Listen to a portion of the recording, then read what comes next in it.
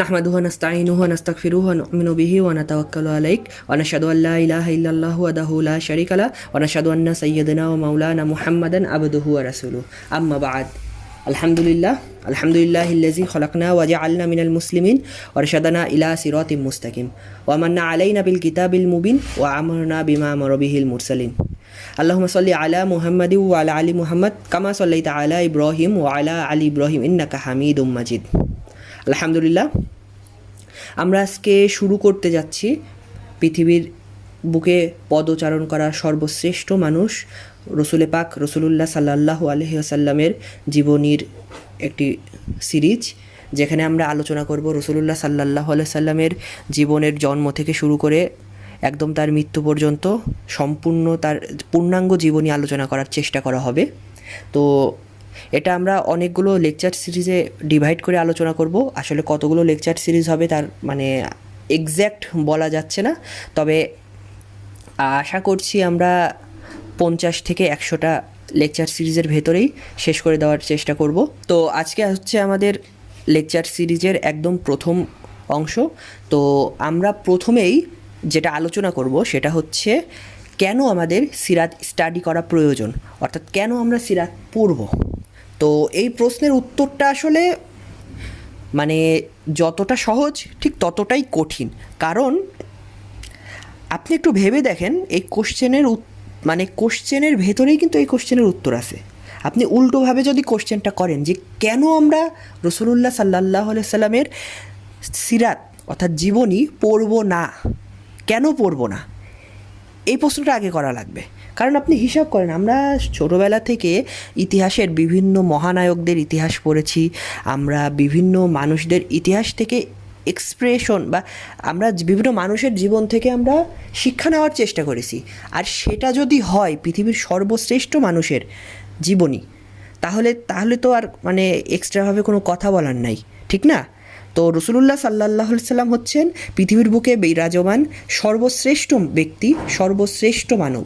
তো সর্বশ্রেষ্ঠ মানবের জীবনীকে আমাদেরকে একদম প্রথম থেকে শেষ পর্যন্ত জানা উচিত না? অবশ্যই উচিত। আর আমরা ছোটোখাটো বিভিন্ন অনুষ্ঠান থেকে শুরু করে বিভিন্ন জায়গায় আমরা বিভিন্নভাবে রসুলুল্লাহ সাল্লাল্লাহু আলাইহি সাল্লামের ইতিহাস একটু করে অনেক জায়গায় পড়েছি, এবং আমাদের বাসায় অবশ্যই হয়তো সিরাতের বই রয়েছে যেখান থেকে আমরা রসুলুল্লাহ সাল্লাল্লাহু আলাইহি সাল্লামের সিরাত পড়ে থাকি। আবার আমরা ছোটোবেলায় স্কুল কলেজেও পড়েছি, আমাদের মসজিদ মাদ্রাসা থেকে শুরু করে বিভিন্ন জায়গায় আমাদের আলেম সমাজ রসুলুল্লাহ সাল্লাল্লাহু আলাইহি সাল্লামের জীবনের বিভিন্ন অংশ থেকে সামান্য কিছু অংশ আমাদের প্রত্যেক দিন বয়ান করে শোনায়, হয় জুম্মার দিন অথবা কোনো ওয়াজ মাহফিলে অথবা যে কোনো জায়গায় হতে পারে, সেটা হয়। তো সেইভাবে জানা একটা বিষয়, আর আমাদের হচ্ছে প্রথম থেকে শেষ পর্যন্ত ধারাবাহিকভাবে রসুলুল্লাহ সাল্লাল্লাহু আলাইহি সাল্লামের সিরাত জানা আরেকটা বিষয়। তো এই যে ধারাবাহিকভাবে সিরাতটা জানানোর জন্যই মূলত আমাদের এই আয়োজনটা করা, যে আয়োজনে আমরা রসুলুল্লাহ সাল্লাল্লাহু আলাইহি সাল্লামের জন্মের ঠিক আগ মুহূর্তে আরব থেকে শুরু করে আমরা একদম রসুলুল্লাহ সাল্লাল্লাহু আলাইহি সাল্লামের মৃত্যুর আগ পর্যন্ত, মৃত্যু পর্যন্ত আমরা সম্পূর্ণ ইতিহাসটা পর্যালোচনা করা একটু করে পর্যালোচনা শুরু করব। তো যাই হোক, আমরা প্রথমে একটা কোশ্চেন দিয়েই শুরু করেছিলাম যে কেন আমাদের সিরাত স্টাডি করা উচিত। তো এই কোশ্চেনটাই আমি কয়েকটা পয়েন্ট আপনাদের সামনে তুলে ধরতে যাচ্ছি। সবচেয়ে বড় বিষয় হচ্ছে রসুলুল্লাহ সাল্লাল্লাহু আলাইহি সাল্লামের সিরাত তার জীবনী যদি আমরা পড়ি তাহলে আমাদের ঈমান মজবুত হবে। ঈমান মজবুত কীভাবে হবে? আপনারা জানেন যে রসুলুল্লাহ সাল্লাল্লাহু আলাইহি সাল্লামের জীবনী নিয়ে আল্লাহ তাআলা বলেছেন, লাকাদ কানা লাকুম ফি রাসূলিল্লাহি উসওয়াতুন হাসানা, অর্থাৎ তোমাদের জন্য রসুলুল্লাহর মধ্যে উত্তম আদর্শ রয়েছে। এখন উত্তম আদর্শ রয়েছে আমরা মুখে শুনি, বিভিন্ন জায়গায় বলি, ঠিক আছে, কিন্তু কতটুকু তার আচরণ, তার আদর্শ, তার জীবনী আমরা কতটুকুই বা জানি, আমরা কতটুকুই জাহেল, আর কতটুকুই বা তার জীবনী সম্বন্ধে আমরা ওয়াকিবহল, এটা তো আমাদের বোঝা লাগবে, ঠিক না? তো এই জন্যই আমাদেরকে সিরাত চর্চা করা লাগবে। আমরা ঠিক যেমনিভাবে আমরা রেগুলার কোরআন শরীফ পড়ি অথবা আমরা রেগুলার বিভিন্ন রকম বই পড়ি, ঠিক তেমনিভাবে একটা রেগুলার হ্যাবিটে পরিণত করা লাগবে যে রসুলুল্লাহ সাল্লাল্লাহু আলাইহি সাল্লামের জীবনীর একটু করে আমরা অংশ খণ্ড বাই খণ্ড আমরা পড়ব এবং সেটা বোঝার চেষ্টা করব, আমাদের জীবনে আমরা সেইটা ঠিকভাবে মানে কি বলা যায়, ঠিকভাবে আমরা বাস্তবায়ন করার চেষ্টা করব, তাহলেই আমাদের রসুলুল্লাহ সাল্লাল্লাহু আলাইহি সাল্লামের সিরাত চর্চাটা ঠিক থাকবে। তো যাই হোক, তো আরেকটা বিষয় হচ্ছে রসুলুল্লাহ সাল্লাল্লাহু আলাইহি সাল্লামের জীবন মানে হচ্ছে মানে জীবনের পূর্ণ নির্দেশনা। আমরা কিন্তু রসুলুল্লাহ সাল্লাল্লাহু আলাইহি সাল্লামের জীবনে কিন্তু নির্দিষ্ট একটা সাইড নিয়ে আলোচনা করি না। আপনি দেখেন পৃথিবীর অনেক ঐতিহাসিক ব্যক্তিত্ব রয়েছেন, যেমন আমরা 2-3টা ধরেন নিউটন, অন্যদিকে রাজনৈতিকদের ভেতরে ধরেন আব্রাহাম লিঙ্কন, অথবা বাংলাদেশের শেখ মুজিবুর রহমান, জিয়াউর রহমান, অথবা মৌলানা আব্দুল হামিদ খান ভাসানী। আপনি যাকেই নিন না কেন, আপনি দেখবেন তাদের জীবনের যে কোনো একটি খণ্ড নিয়ে আমরা আলোচনা করি।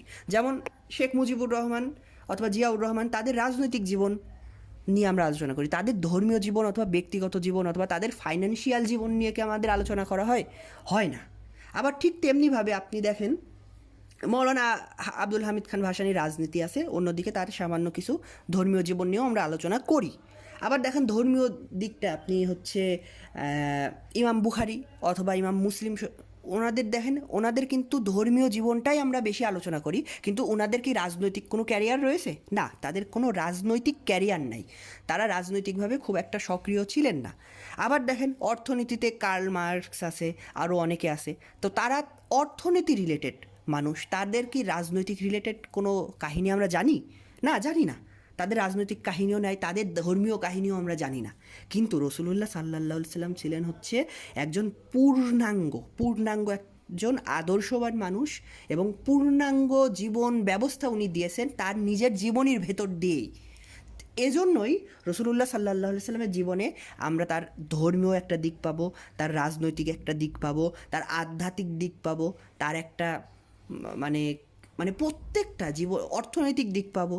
এরকমভাবে আমাদের জীবন চলার জন্য যতগুলো ডাইমেনশন রয়েছে আমাদের জীবন পরিচালনা করার জন্য, পারিবারিক যা ডাইমেনশন, আমাদের সামাজিক ডাইমেনশন, আমাদের রাজনৈতিক ডাইমেনশন, আমাদের ইকোনমিক ডাইমেনশন, প্রত্যেকটা জিনিস, each and every single dimension আমরা রসুলুল্লাহ সাল্লাল্লাহু আলাইহি ওয়াসাল্লামের জীবন থেকে নিতে পারবো। শুধু নিতে পারবো না, সেটা খুবই শক্তভাবে গ্রহণ করতে পারবো। যেমন আপনি একটু ভালোভাবে ভেবে দেখেন, কিছু মানুষ আছে একটু স্বাস্থ্য সচেতন, কিন্তু তাদের হয়তো দেখা যায় যে পারিবারিক জীবনটা খুব একটা ভালো না। আবার কেউ আছে তাদের পারিবারিক জীবনটা খুবই ভালো, কিন্তু তারা স্বাস্থ্য সচেতন না। আমরা রাজনৈতিক অনেক ব্যক্তিকে দেখছি যে তারা হচ্ছে স্বাস্থ্যের দিকে খেয়াল নাই, তার উপরে হয়তো স্মোকিং করে, অথবা দেখা যায় যে তাদের হয়তো ফ্যামিলির ভেতরের কন্ডিশন খুব একটা ভালো না, এমন হইতে পারে। আবার একজন মানুষ বাবা হিসেবে অনেক সফল, কিন্তু সে হয়তো স্বামী হিসেবে খুব একটা সফল মানুষ না। হয়তো একজন মানুষ তার নিজের ক্যারিয়ারের দিক থেকে অনেক সফল, কিন্তু তার ফ্যামিলির দিক থেকে সে সফল না, অথবা ফ্যামিলিতেও অনেক সফল, কিন্তু সে ক্যারিয়ারে সেই পরিমাণ উন্নতি করতে পারছে না, সে ক্যারিয়ারের দিক থেকে ততটা সফল না। তো প্রত্যেকটা মানুষেরই কোনো না কোনো একটা দিক থেকে খুঁত আমরা পাবই।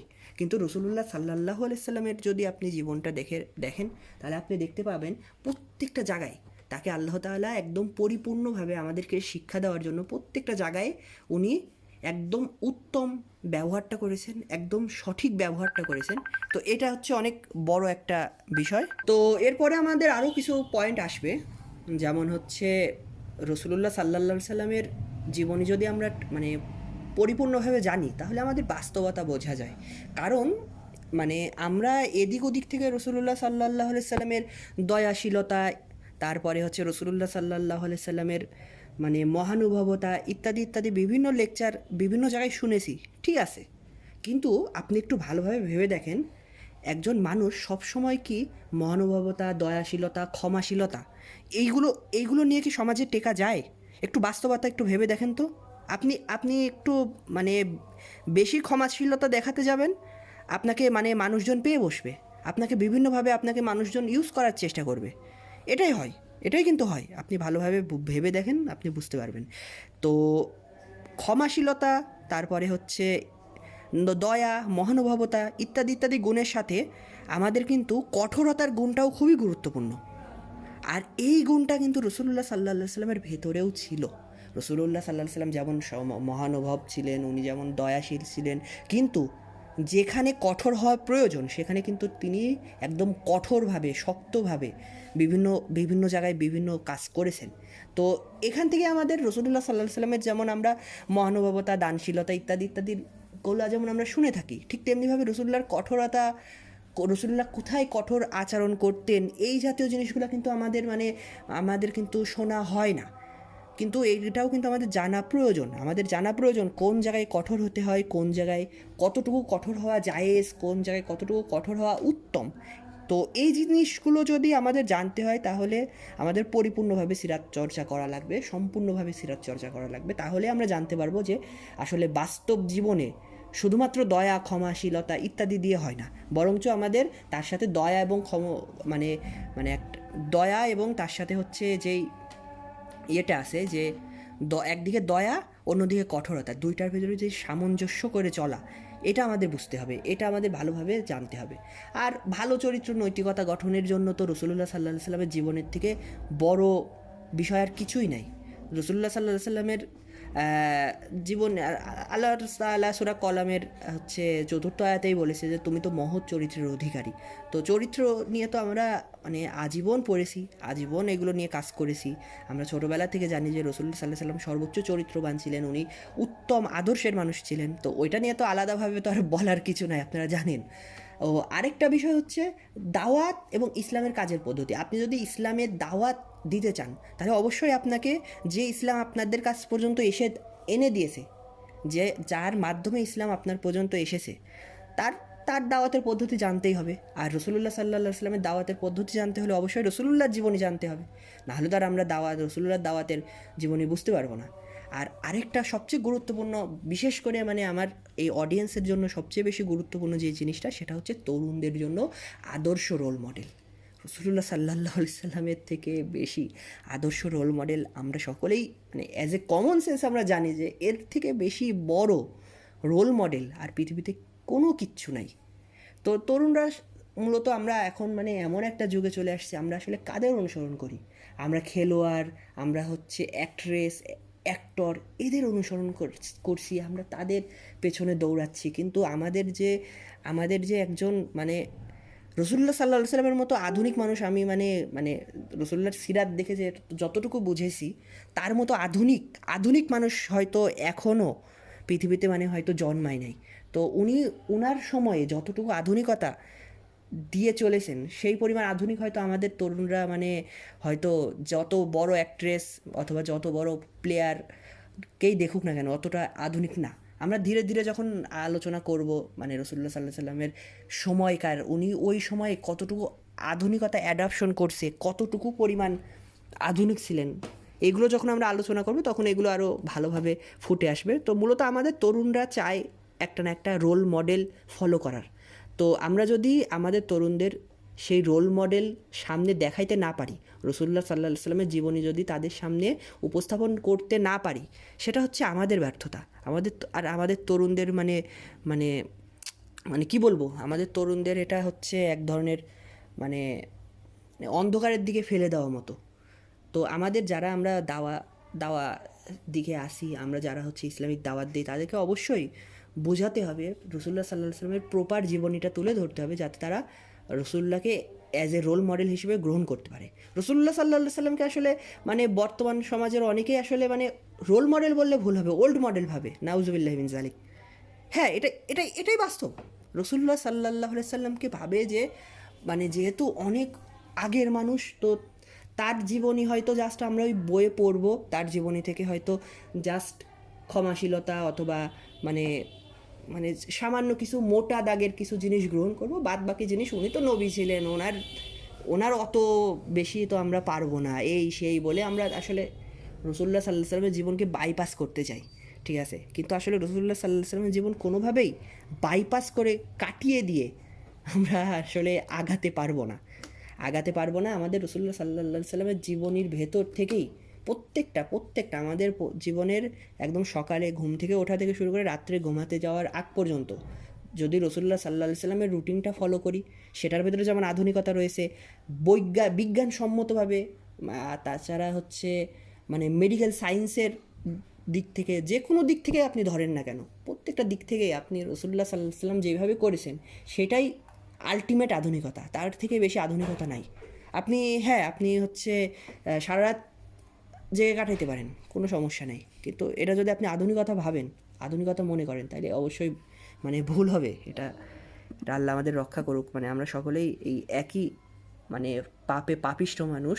আল্লাহ সকলকে রসুল্লাহ সাল্লাহ সাল্লামের জীবনী সম্পূর্ণভাবে মানার তৌফিক দান করুক। আর দিনের সঠিক বুঝ, রসুল্লাহ সাল্লাহ সাল্লামের জীবনী যদি আমরা মানে প্রপারভাবে মানে বিশ্লেষণ না করি, প্রপারভাবে যদি না বুঝি, তাইলে আমাদের আসলে সঠিক বুঝ আসবে না। ওই যে বলে না যে অল্প বিদ্যা ভয়ঙ্করী, তো রসুল্লাহ সাল্লাহ সাল্লামের যে মানে যে দিনটা আনছে সেই দিনের ভেতরেও এইটা সত্য যে আমরা আসলে রসুল্লাহ সাল্লাহ সাল্লাম আসলে যেমন ছিলেন আমরা সেইভাবে আসলে রসুল্লাহ সাল্লাহ সাল্লামকে দেখি না। আমরা আমরা অন্যরকম একটা মানে আইডিয়ালিস্টিক কিছু বানাই নিছি। রসুল্লাহ সাল্লাহ সাল্লাম হয়তো মানে সারাদিন জিকির করতেন, নাচগার করতেন, তার হয়তো কোনো কাজকর্ম ছিল না, কিন্তু না, রসুল্লাহ সাল্লাহ সাল্লাম আসলে প্রচণ্ড অ্যাক্টিভ একটা মানুষ ছিলেন। উনি ওনার সমাজে মানে মানে খুবই বেশি মাত্রার একজন প্রোঅ্যাক্টিভ মানুষ ছিলেন। উনি ওনার সমাজের অর্থনীতি রিলেটেড খুব প্রোঅ্যাক্টিভ মানুষ ছিলেন। উনি নিজে যুদ্ধের নেতৃত্ব দিয়েছেন। উনি নবী হওয়ার আগে সংগঠন চালিয়েছেন। উনি নবী হওয়ার পরে এইরকম অনেক মানে ইয়েমূলক কাজ করেছেন। তো এইগুলো আমাদের জানা লাগবে। সরি, আমার একটা কল এসেছিলো। তো যেটা বলতেছিলাম, তো দিনের সঠিক বোঝটা কিন্তু রসুল্লাহ সাল্লাহ সাল্লামের জীবনী না দেখলে আমরা বুঝবো না। আরেকটা বিষয় হচ্ছে মুসলিম উম্মার একতা এবং আত্মপরিচয়, যে বিষয়টা, যে সিরাত চর্চা কিন্তু আমাদের জাতিকে একত্রিত রাখার জন্য গুরুত্বপূর্ণ। রসুল্লাহ সাল্লাহ সাল্লাম মানে মানে তার সাহাবিরা যেই পরিমাণ মানে কষ্ট এবং শ্রম করছে আমাদেরকে একটা জাতি, মুসলিম জাতি গঠন করে দেওয়ার জন্য, এটা যদি আমরা মানে একটু মানে ভেতরে অনুভব করতে পারি, তাহলে বুঝতে পারবো যে আমাদের আসলে মানে বিভক্তির জায়গার থেকে বেশি আমাদের একত্রিত হওয়ার পয়েন্ট বেশি। আর একত্রিত হওয়ার পয়েন্ট যদি বেশি হয়, তাহলে আমরা কেন একত্রিত না? আমাদের ভেতরে এই যে এত ফেরকা ফ্যাসাদ, হ্যাঁ আমাদের মানে মতামতগত পার্থক্য থাকতেই পারে, কিন্তু সেই জন্য একজনকে কাফের বলে দেওয়া অথবা একজনকে ইসলাম থেকে খারিজ করে দেওয়া, এটা তো রসুল্লাহদের সাল্লাহ সাল্লামের জীবনী অথবা সিরাত থেকে আমরা পাই না।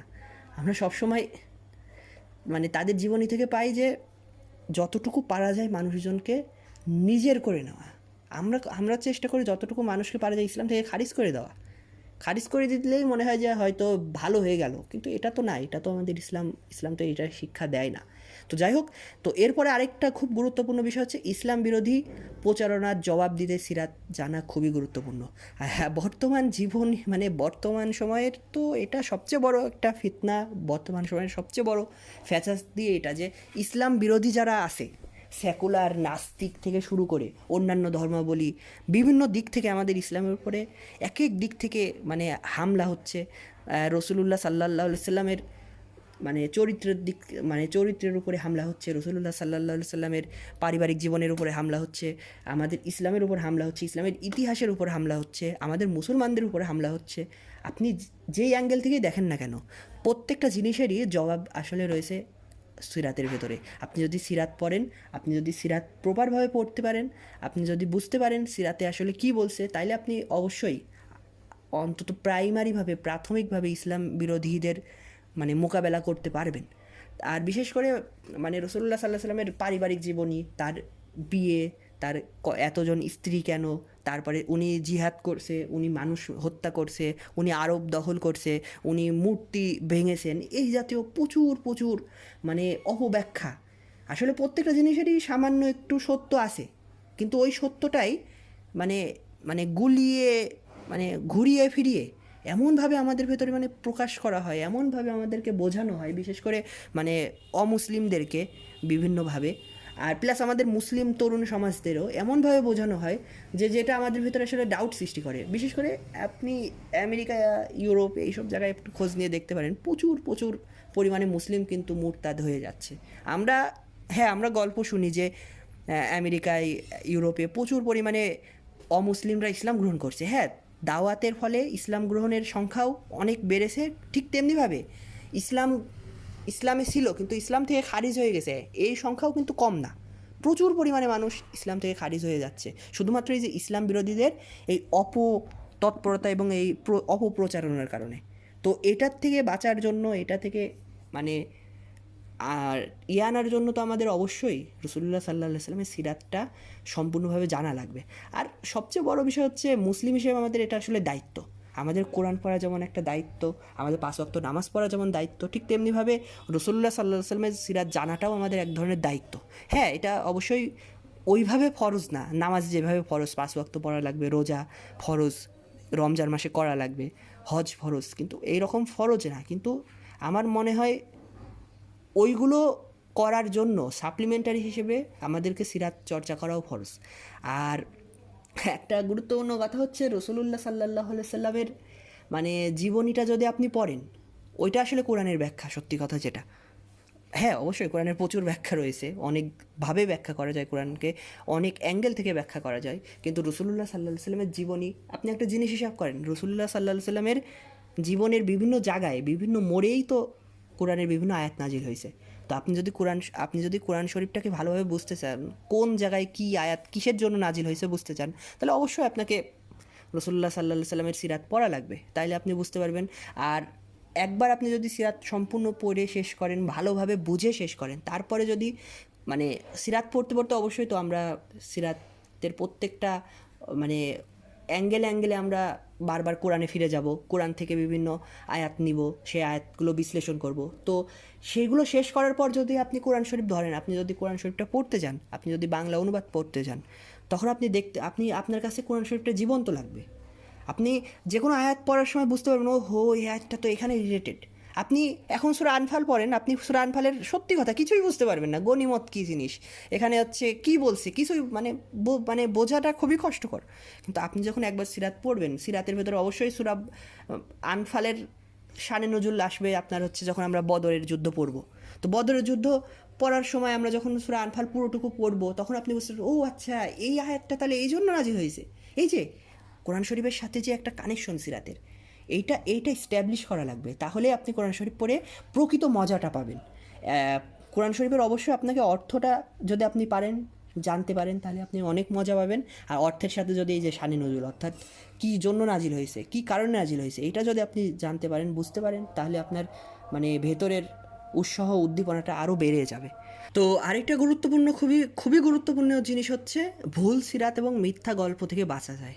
রসুল্লাহ সাল্লাহ সাল্লামের জীবনী আপনি যত পড়বেন, যত বুঝতে পারবেন, তত আপনি মানে একটা সময় রিয়েলাইজ করবেন যে আমরা ছোটোবেলা থেকে কিছু কিছু গল্প শুনে আসছি রসুল্লাহ সাল্লাহ সাল্লামের নামে চালিয়ে দেওয়া গল্প, যেগুলো আসলে রসুল্লাহ সাল্লাহ সাল্লামের জীবনে ঘটে নাই, অথবা মানে ঘটলেও ঘটনাটা এমনভাবে বাড়িয়ে চুরিয়ে এমনভাবে গল্পটা বলা হয়েছে যে অ্যাকচুয়াল গল্পটা মানে চাপা পড়ছে। এতে সুবিধা কি অসুবিধা কি, মানে কিছু কিছু জিনিস আছে যেগুলো হয়তো আমরা আবেগের ইয়েতে বলে ফেলি, ঠিক আছে, কিন্তু আমরা ভাইবে দেখি না যে পরবর্তীতে এই গল্প মানে মানে ব্যাকক্ল্যাশ করবে কি না। হতে পারে যে আমার স্থানকাল পাত্রভেদে গল্পটা হয়তো সঠিক মানে মানে মানুষজন মনোপ্রুত হচ্ছে, কিন্তু মানে সত্য তো কখনো লুকিয়ে থাকে না। আপনি একটা গল্প সুন্দরভাবে মানে করে বললেন, আপনার হয়তো অডিয়েন্স খুশি হয়ে গেল, কিন্তু পরবর্তীতে এই গল্পটা যদি কোনো জায়গায় রেকর্ড থাকে, পরবর্তীতে এই গল্পটা নিয়ে যদি বিশ্লেষণ হয় আর দেখা যায় যে এটা আসলে মানে এই ঘটনাটা দেখা গেল পরবর্তী কোনো একটা যুগের জন্য মানে মানানসই না, তখন হয়তো মানে সরাসরি রসুল্লাহ সাল্লাহ সাল্লামের ক্যারেক্টারের উপরে প্রশ্ন উঠতে পারে। আবার হতে পারে যে গল্পটা আপনি ভুল সরাচ্ছেন, সেই গল্পটা মানে একটু মানে গভীরে বিশ্লেষণ করলে দেখা যাচ্ছে যে এই গল্পটা আসলে মানে ভুল। আপনি হয়তো আবেগের জন্য বলে দিচ্ছেন গল্পটা খুবই সুন্দর লাগছে গল্প আপনার কাছে, কিন্তু আসলে মানে ভুল গল্প, যার ফলে রসুল্লাহ সাল্লাহ সাল্লামের ইমেজ নষ্ট হচ্ছে। তো এইরকম অনেক গল্প কিন্তু ছোটোবেলা থেকে আমরা শুনে আসছি, রসুল্লাহ সাল্লাহ সাল্লামের নাম দিয়েই হয়তো গল্পগুলো বলা হয়েছে, কিন্তু মানে সেটা হয়তো রসুল্লাহ সাল্লাহ সাল্লামের মানে জীবনের সাথে যায় না, অথবা তার মর্যাদার সাথে যায় না। তো এই রকম ভুল গল্প থেকে বাঁচা যায় এক। আর দ্বিতীয়ত রসুল্লাহ সাল্লাহ সাল্লামের, আমি বিশ্বাস করি যে রসুল্লাহ সাল্লাহ সাল্লামের জীবনের প্রত্যেকটা জায়গায় যত গল্প রয়েছে, যত কিছু রয়েছে, প্রত্যেকটা জিনিসই একদম পারফেক্ট, খুবই পারফেক্টভাবে সাজানো, না অনেক বেশি না অনেক কম, প্রত্যেকটা জিনিসই মানে যতটুকু প্রয়োজন ঠিক ততটুকু দিয়ে রসুল্লাহ সাল্লাহ সাল্লামের জীবনটা সাজানো। তো সেই জন্য অযথা আমাদের রসুল্লাহর জীবনের মানে সাল্লাহ সাল্লাম ওনার জীবনের গল্প বানানোর প্রয়োজন নাই। ওনার জীবনে যত গল্প আছে, যত সহি গল্প আছে, সেই গল্পগুলোই এনাফ। সেগুলোই আমাদের ইমান বৃদ্ধির জন্য এনাফ, সেগুলোই আমাদের দৈনন্দিন জীবনের জন্য এনাফ। তো আলাদাভাবে আসলে মানে তার নিয়ে ভুল গল্প অপপ্রচার করার তো কোনো মানে আসে না। তো আর এগুলো পরবর্তীতে হয়তো একটা সময় আসবে, যে সময় মানে মানুষজনের ভিতরে মানে কি বলা যায়, সংশয় আরও বৃদ্ধি করবে। তো আমরা চেষ্টা করব রসুল্লাহর যেটা অথেন্টিক সেই গল্পগুলো, সেইগুলোই পড়ার, সেগুলোই বোঝার, সহিগুলোই পড়ার, যে মিথ্যাগুলো যেন যতটা এড়িয়ে চলা যায় ততটাই ভালো। আর রসুল্লাহ সিরাত পড়লে আরেকটা খুবই মানে বিষয় একটা জানতে পারবো, সেটা হচ্ছে একটা বেস্ট জেনারেশন। রসুল্লাহ সাল্লাহ সাল্লামের সাহাবিদের জেনারেশনটাকে বলা হয় হচ্ছে সর্বশ্রেষ্ঠ জেনারেশন। তাদের মতো এত মানে ভালো জেনারেশন নাই। রসুল্লাহ সাল্লাহ সাল্লামের সাথে আমরা দেখতে পারবো হজরত আবু বক্কর, হজরত ওমর, হজরত ওসমান, আলী, তালহা ইবনে উবাইদুল্লাহ, জুবাইর ইবনে আওয়াম, সাদ বিন আবি ওয়াক্কাস, আব্দুর রহমান ইবনে আউফ, আমর ইবনুল আস, হজরত খালিদ বিন ওয়ালিদ, হজরত হামজা থেকে শুরু করে সাইদ বিন জাইদ রাদিয়াল্লাহু তাআলা আনহুম আজমাইন। তাদের জীবনী পড়তে পারবো, তাদের জীবনে তারা কীভাবে আত্মত্যাগ করছে রাসূলুল্লাহ সাল্লাল্লাহু আলাইহি ওয়াসাল্লামের জন্য, তারা কীভাবে তাদের জীবনটাকে বিসর্জন দিতেও মানে মানে কুণ্ঠাবোধ করে নাই। এটা আমরা খুব ভালোভাবে বুঝতে পারবো যদি আমরা রাসূলুল্লাহ সাল্লাল্লাহু আলাইহি ওয়াসাল্লামের জীবনীটা সম্পূর্ণরূপে পড়তে পারি, সম্পূর্ণরূপে বুঝতে পারি। আর ওইখান থেকে আমাদেরও একটা বড় শিক্ষা, যে মানে তারা কি করছে, তারা কতটা স্যাক্রিফাইস করছে, আর আমরা কি করছি। মানে আমরা 5টা ওয়াক্ত নামাজ ঠিক মতো পড়তে পারি না। এটা আসলে মানে মানে ভাবলেও তো মানে কষ্ট লাগে, যে তারা কিভাবে তাদের জীবন স্যাক্রিফাইস করে দিছে। তাদের নিজেদের শহর ছেড়ে, নিজেদের জায়গা ছেড়ে, জমি ছেড়ে, তাদের সম্পদ ছেড়ে কীভাবে তারা হিজরত করে চলে গেছে। তারা মৃত্যুর ভয় করে নাই, তারা তাদের পরিবারের পরোয়া করে নাই, শুধুমাত্র ইসলামের জন্য। তো ইসলামের জন্য তারা কিভাবে স্যাক্রিফাইস করছে, আর আমরা কি করছি। আমরা সামান্য সেই স্যাক্রিফাইস করা ধর্ম, সেই ধর্মই আমরা পেয়েছি, জান্নাতে যাওয়ার চাবিকাঠি পেয়েছি, আর সেই ধর্মটা আমরা ঠিকভাবে পালন করতে পারি না। সামান্য একটু নামাজ পড়তে পারি না, একটু মসজিদে যেতে পারি না। রাসূলুল্লাহ সাল্লাল্লাহু আলাইহি সাল্লামের বিরুদ্ধে কোনো কথা হলে আমরা সামান্য একটু মিছিলে যেতে পারি না। হ্যাঁ, এই হলো আমাদের ইমান। আর এই ইমান দিয়ে আমরা বলি যে রাসূলুল্লাহকে আমরা ভালোবাসি। আল্লাহু আকবার, আল্লাহু আকবার। তো এগুলো আসলে মানে দিনের জন্য যে ত্যাগ আর কষ্ট, এটা যে অনুপ্রেরণা নেওয়া লাগবে। তাদের ওই জীবনী থেকে আমাদেরকে অনুপ্রেরণা নেওয়া লাগবে, যে আমাদেরকেও তাদের মতোই হতে হবে, তাদের মতো করেই রাসূলুল্লাহকে ভালোবাসতে হবে। তাইলে আমরা মানে অন্তত হব। তো যাই হোক, আজকের মতো এইটুকুই। আমরা এর পরবর্তী লেকচারে সিরাতে আমাদের কেন মধ্যমপন্থী হওয়া শেখায়, সিরাত কীভাবে আমাদেরকে মধ্যমপন্থী হওয়া শেখায়, এই নিয়ে আমরা আলোচনা করব। তো আজকের মতো এতটুকুই। ও আখিরে দাওয়ানা ওয়ালিল হামদুলিল্লাহি রাব্বিল আলামিন।